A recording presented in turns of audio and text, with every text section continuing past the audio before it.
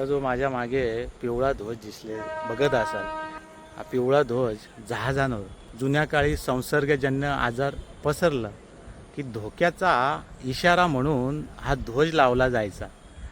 इथे पांढरा ध्वज आहे. हा जो पांढरा ध्वज आहे तो युद्धामध्ये शरणागती पत्करण्यासाठी हा ध्वजाचा झेंड्याचा वापर केला जातो. म्हणजे शांततेची चर्चा करण्यासाठी हा ध्वज वापरला जातो. पुढचा आहे भगवा. भगवा ध्वजाबद्दल सर्वांनाच माहिती आहे. हिंदू धर्म, वारकरी संप्रदाय, छत्रपती शिवाजी महाराज यांच्या स्वराज्याचं प्रतीक म्हणून हा हिंदू धर्मामध्ये घरांवर किंवा मंदिरांमध्ये हा ध्वज लावला जातो. असा हा भगवा ध्वज. आता हा इथे कुठला झेंडा लावलेला आहे? ध्वज निळा झेंडा. तर हा निळा झेंडा काय दर्शवतो? सामाजिक न्याय, समता आणि विश्वरत्न डॉक्टर बाबासाहेब आंबेडकर यांच्या विचारांचं प्रतीक म्हणून हा निळा झेंडा लावला जातो. लाल आहे. तर लाल झेंडा, तर हा माझ्या मागे लाल झेंडा ध्वज बघत असाल, तो कशासाठी लावला जातो? तो कामगार चळवळ, साम्यवाद म्हणून हा झेंडा लावला जातो.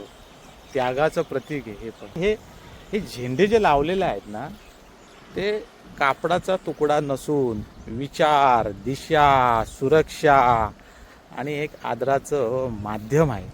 आता हा बघा, हा हिरवा झेंडा इस्लाम धर्माचं प्रतीक आहे. मशिदीवर हा झेंडा लावला जातो. शांतता आणि समृद्धीचा हा ध्वज प्रतीक आहे. आपल्या देशात, लोकशाही देशामध्ये शांततापूर्ण मार्गाने आपला असंतोष किंवा आपला विरोध एखाद्या घटनेचा, एखाद्या नेत्याचा, एखाद्या धोरणांचा निषेध नोंदवण्यासाठी काळा झेंडा म्हणा किंवा काळी पट्टी म्हणा, आपण काळी पट्टी डोक्याला लावून आपण निषेध दर्शवतो. रंगांना वेगवेगळा संदर्भ आहे, अर्थात चांगला संदर्भ आहे. आपला देश विविधतेने नटलेला आहे. संस्कृती असेल, वेशभूषा असेल, खाद्य संस्कृती असेल, असा हर तऱ्हेने आपला देश नटलेला आहे. एकमेकांचा आपण सन्मानपूर्वक आदर केला पाहिजे आणि आपल्या देशात, आपल्या प्रांतात, आपल्या राज्यात गुण्यागोविंदाने राहिलं पाहिजे. धन्यवाद.